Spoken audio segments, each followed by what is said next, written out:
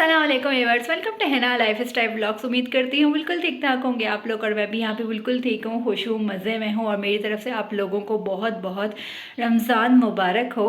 और आज जो है ये ब्लॉग जो है मेरा फ़र्स्ट रोज़े का, फ़र्स्ट अफ्तारी का है, जो मैं आप लोगों के साथ शेयर कर रही हूँ। नए घर में पहली अफ्तारी और पहली सहरी हम लोगों ने कैसे की, और बहुत सबसे ज़्यादा खुशी की बात एक तो नए घर की है, उसके अलावा जो सबसे ज़्यादा खुशी की बात वो ये है इस अफ्तारी और इस सहरी में क्या बहुत अरसे के बाद, मतलब कि अभी मुझे याद भी नहीं है कि कितने साल पहले मैंने या बच्चों ने बाबा के साथ, अपने मियाँ जी के साथ हमने अफ्तारी या सहरी की होगी।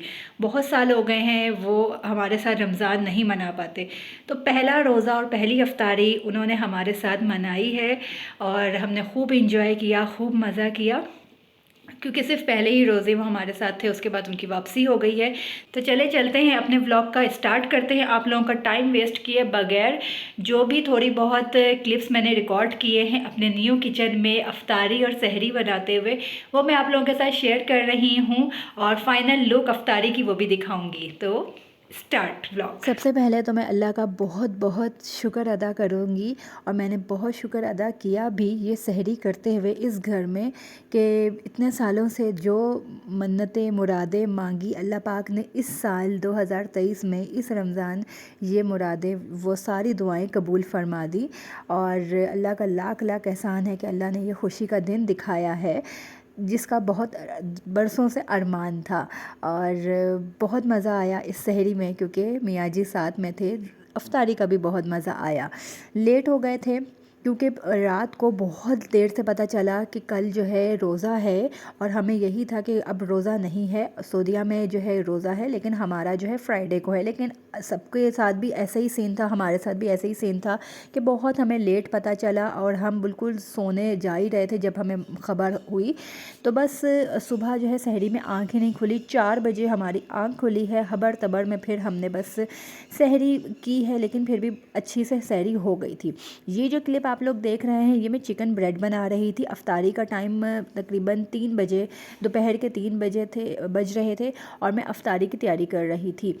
ये पहली और समझ लें कि लास्ट तो नहीं कहना चाहिए, लेकिन पहली और बहुत अरसे के बाद मियाँ जी की अफ्तारी हमारे साथ थी, तो मुझे था कि ये भी बना लूँ वो भी बना लूँ, क्योंकि मुझे यही था कि ये अफ्तारी उनके हमारे साथ है। उसके बाद अगले दिन उनकी वापसी हो जानी थी, फिर तो वो हमारे साथ रोज़ा नहीं खोल लेंगे। तो बस यही चिकन ब्रेड में बना रही थी, उसकी डो वगैरह बना के सबसे पहले 3 बजे मैंने रेडी करके रख दी थी, क्योंकि उसको थोड़ा सा राइस होने के लिए टाइम चाहिए होता है। यहाँ पर उसकी जो फिलिंग थी चिकन की, वो मैं रेडी कर रही थी। सिंपल सी ये चिकन की फिलिंग थी। प्याज कद्दूकश मैंने थोड़ी सी की, उसको हल्का सा सौटे किया, उसमें चिकन बोनलेस डाली, सोया सॉस, चिली सॉस, सिरका, कुटी लाल मिर्च और नमक डाल के अच्छे से उसको भून लिया। बस ये सिंपल सी एक चिकन ब्रेड थी। साथ में कोकम्बर कट कर रही थी, कोकम्बर भी, आलू भी, प्याज भी एक ही दफ़ा, मतलब कि कटिंग बोर्ड पर मैं खड़ी हो के, कटिंग बोर्ड के ऊपर नहीं यहाँ पे, मतलब कि कटिंग बोर्ड पर एक ही दफ़ा मैंने सारी चीज़ें जो है एक साथ कट कर ली थी। प्याज भी, पकौड़ों के लिए बूंदी, ये बूंदी की तैयारी हो रही थी, और सारी चीज़ों के लिए एक ही दफ़ा मैंने कटिंग कर ली। मुझे यही होता है कि एक दफ़ा सारी वेजिटेबल्स की कटिंग हो जाए ना, तो काम करना फिर इजी हो जाता है। यहाँ पे बल्ले भी बॉईल हो रहे थे, बूंदी जो है वो भी मैंने बॉईल करके रख दी थी, और बूंदी चाट बन रही थी, पकोड़े बन रहे थे प्याज और आलू वाले, साथ में ये चिकन ब्रेड थी, और रूह अफ़ज़ा था। रूह अफ़ज़ा तो फिर आपको पता है, रमज़ान हो, सर्दी के रोज़े हो या गर्मी के, रूह अफ़ज़ा तो फिर मस्ट होता है। तो बस ये सारी तैयारी हो रही थी। चिकन ब्रेड जो है वो भी मेरा, मतलब कि टाइम हो चुका था बस अब इसको बेक करने रखने के लिए। तो यहाँ पर बस अब मैं फ़ाइनल जो है अभी इसको ओवन में डालूँगी, और इसकी फ़ाइनल लुक आप लोग टेबल पर ही मेरी देखेंगे। कोशिश मेरी यही थी कि थोड़ी बहुत ही चीज़ें बनाऊँ, ज़्यादा ना करूँ, क्योंकि इतनी ज़्यादा चीज़ें, भूख आपको अफ्तारी के टाइम होता है, एक क्रेविंग सी होती है, लेकिन ये कि खाया कोई भी नहीं इतना ज़्यादा, और थोड़ा थोड़ा ही खाना होता है। तो मेरा यही था कि बस 2-3 चीज़ें बनाऊँ, लेकिन उसके बावजूद ये कि 2 नेबर्स जो हमारे नए हैं, मतलब कि हम उनके लिए नए हैं, वो नए नहीं हैं, तो वहाँ से दोनों घरों से एक ही एट अ टाइम जो है, दोनों घरों से जो है अफ्तारी वहाँ से भी आ गई थी। तो फिर कहीं और की जो अफ्तारी होती है वो तो हम कभी भी मिस नहीं करते, क्योंकि अपने हाथ का खा खा के इंसान थक जाता है, दूसरे का हाथ का खाने का मज़ा ही अलग होता है।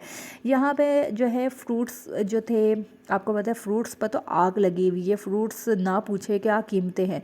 तो थोड़े से एप्पल और ऑरेंज लेकर आए थे मियाँ जी, तो बस मैंने वो दोनों ही चीज़ें ही कट की और चीनी वीनी काली मिर्चें और नमक डाल के ना थोड़ी सी मज़े की ना फ्रूट चाट बना ली, क्योंकि रमज़ान में यार फ्रूट चाट ना बन होना तो मज़ा ही नहीं आता। लेकिन अभी फ्रूट वाकई बहुत महंगे हैं, फ्रूट चाट खाना अभी दूर दूर हम सोच नहीं सकते।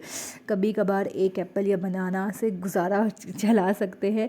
बाकायदा जैसे पहले हम लोग जब छोटे होते थे तो अम्मी जो हैं बूंदी चाट कभी कभार बनती थी, लेकिन फ्रूट चाट दस्तरखान पर मस्ट होती थी। उसके बगैर रोज़ा मतलब कि खोले बगैर हमारा गुजारा ही नहीं है। और खूब कटोरा भर के सारे अमरूद, केला, सेब, ये 3 फल होते थे और कभी कभार अंगूर भी, तो ये ज़रूर डलते थे। लेकिन अभी तो फ्रूट चाट बहुत मुश्किल से खाई जाती है क्योंकि बहुत महंगे हैं फ्रूट।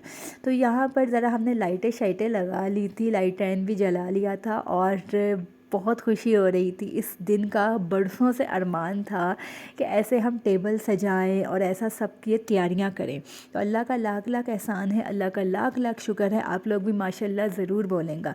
मैं कोई आप लोगों को ये चीज़ें नहीं दिखा रही, बहुत से लोग ये चीज़ें नहीं खा पाते, उनकी दिल आज़ारी होती है, लेकिन मैं सिर्फ आप लोगों को ये बताना चाह रही हूँ कि ये तैयारी करने के लिए मैंने बहुत मन्नतें मांगी, बहुत दुआएं मांगी। तो अल्लाह पाक का लाख लाख शुक्र है कि अल्लाह ने मज़ा आ गया इस जगह पे, इस मकाम पे पहुंचा दिया और ये अरमान पूरा हो गया। अल्लाह पाक मुझे, मेरे बच्चों को, मेरे शोहर को हासदीन की हसद से बचाए, बुरी नज़रों से बचाए, बुरी सोचों से बचाए और इस घर में खुशियाँ ही खुशियाँ हमें देखने को मिलें, कभी कोई गम ना मिले और बस बेहतरी ही बेहतरी हो हमारे लिए। अल्लाह पाक मेरे शौहर को, वो जहाँ रहें हमारे साथ रहें, दूर रहें, बस सलामत रहें और खैर आफियत के साथ रहें। दुआओं में याद रखेंगे, अपना बहुत ख्याल रखेंगे। अल्लाह हाफिज़।